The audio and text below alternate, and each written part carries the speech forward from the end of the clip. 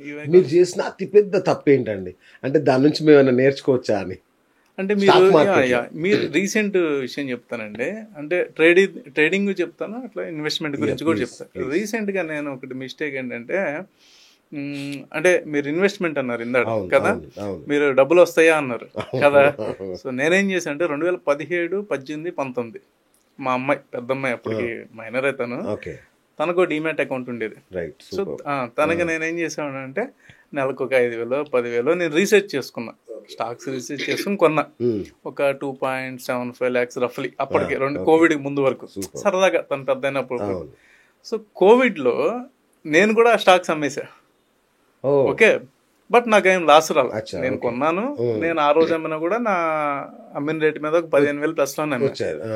ఇప్పుడు ఉంటే ఒక 75 lakhs portfolio value, 2.75 lakhs to 75 lakhs అయింది. అంటే డిక్సాన్ టెక్నాలజీస్ కొన్నా నేను అప్పట్లో రీసెర్చ్ చేసి 2,700 అట్లా ఉండేది, అది 50-60 అయింది ఇప్పుడు. అంటే స్ప్లిట్ చేసి ఆ వాల్యూ చూసుకుంటే లారస్ ల్యాబ్స్ 450 రూపాయలు ఎప్పుడు కొన్నా, ఇప్పుడు అది చూస్తే 7,000, 8,000, 9,000 ప్రైస్ ఉంది. సో అట్లా ప్రతిదీ కూడా మల్టీ బ్యాగర్ అయిందండి. అంటే నేను అనుకున్నా, నేను రీసెర్చ్ చేసుకున్నా, ఫండమెంటల్గా బాగుంది అనుకున్నా, తీసుకున్నా. అలా నేను ఒక 12-13 స్టాకులు తీసుకున్నా. ఒకవేళ అది ఆ రోజు అది అమ్మపోయి ఉంటే బాగుండేది. మీరు హైటెక్స్ లో మీ అమ్మాయి పెళ్లికి ఫుల్ చదువు అంటే 75 lakhs అంటే సెక్యూర్డ్ కదండి, అంటే ఒక సెక్యూర్డ్, తనకు పోర్ట్ఫోలియో బిల్డ్ అయిపోయేది.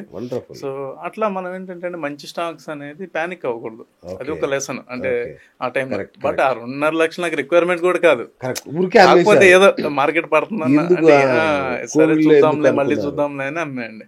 సో అది రీసెంట్ టైంలో నేను చేసిన మిస్టేక్ అండి. తర్వాత ట్రేడింగ్లో ఒకసారి మిస్టేక్ జరిగిందండి, వెరీ ఎర్లీ డేస్లో. ట్రేడింగ్లో పొజిషన్ తీసుకోవటంలో, అంటే రెవెన్యూ ట్రేడ్ చేస్తారు కదండి.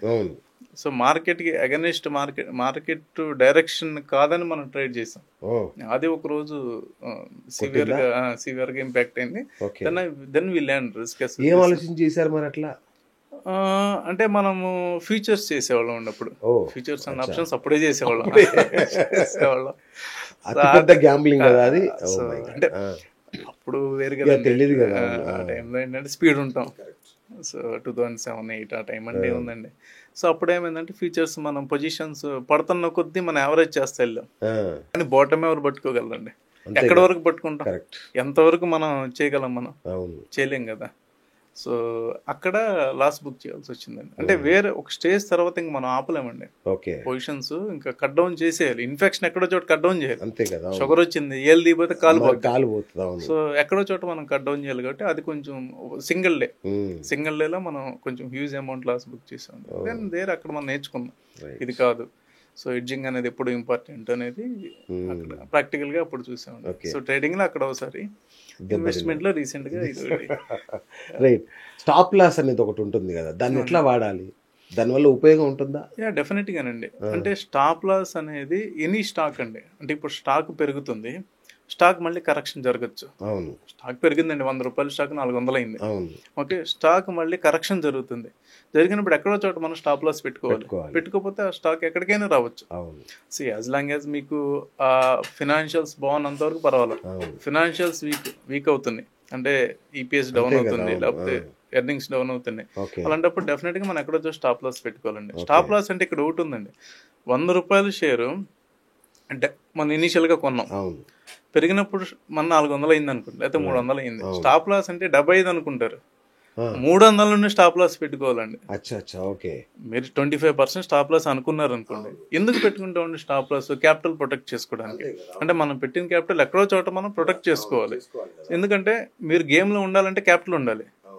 మీకు గేమ్లో ఉంటే సపోజ్ 10 ఇప్పుడు మీరు ఒక 1 కోటి రూపాయలు పెట్టారండి, 10 లక్షలు మీ స్టాప్ లాస్. ఏదో మీరు ఒక స్టాక్ కొంటున్నారు, 10 లక్షలు స్టాప్ లాస్, 10 లక్షలు కూడా పోయినాయి, 90 మిగులుతాయి. మళ్ళీ ఫెయిల్ అయ్యారు, 80 మిగులుతాయి. మళ్ళీ ఫెయిల్ అయ్యారు, 70 మిగులుతాయి. అట్లీస్ట్ 50కి వచ్చారు, మీరు విన్ అయ్యారు 100%. Again you go back to your capital. అసలు మీరు క్యాపిటలే పోగొట్టారు అనుకోండి, గేమ్ లోనే ఉంటారు కదా, ఇంకా గేమ్ లో ఉంటారు కదా మీరు, మళ్ళీ ఎప్పుడు తీసుకోవాలి? మంచి ఆప్షన్ ఉండగా కూడా 90% మంది ఎందుకు ఫెయిల్ అవుతున్నారు అంటే అదే అండి, వాళ్ళు ఏమనుకుంటారంటే వాళ్ళు అనుకున్నట్టు మార్కెట్లు బిహేవ్ చేస్తాయి అనుకుంటారండి. అదే తప్పు. మనం అనుకున్నట్టు మార్కెట్లు బిహేవ్ చేయండి. First of all stock markets are irrational, ఇది మనం గుర్తుపెట్టుకోవాలండి. మన రేషనల్, మన థాట్ ప్రకారం బిహేవ్ చేయవు. అవి ఎలా బిహేవ్ చేస్తున్నాయో మనం దాని తగ్గట్టు ఇన్లైన్ అవ్వాలండి.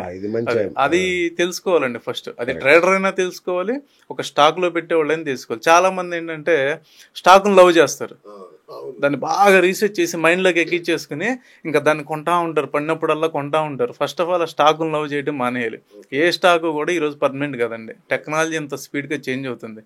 నెంబర్స్ బాగున్నాయా స్టాక్లో ఉంటాం, నెంబర్స్ బాగాలేదా స్టాక్ నుండి ఎగ్జిట్ అయిపోతాం.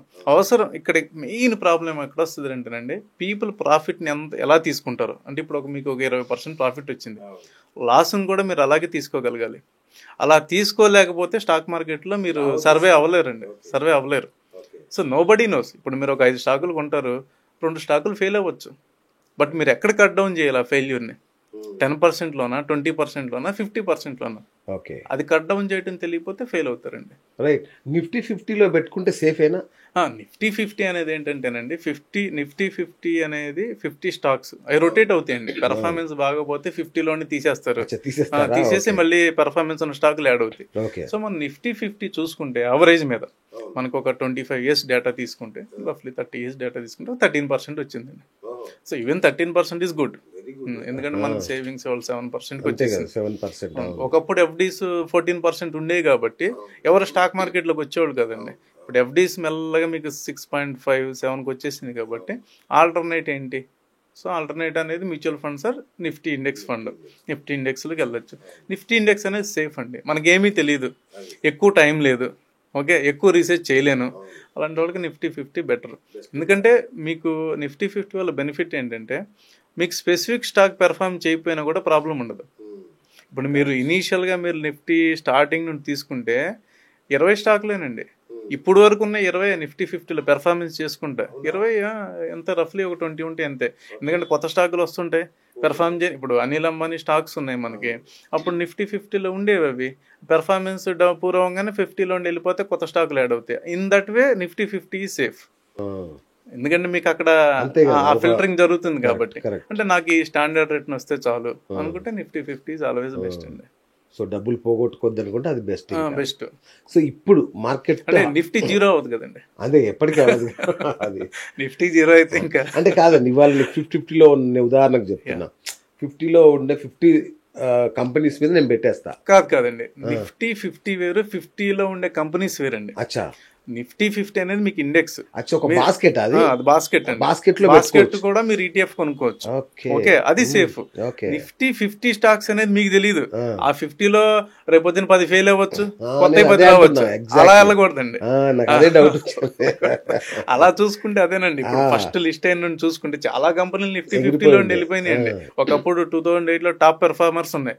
టాప్ పెర్ఫార్మర్స్ కాలంలో అసలు కొన్ని డీలిస్ట్ అయిపోయినాయి, కొన్ని పెన్నీ స్టాక్లు అయిపోయినాయి.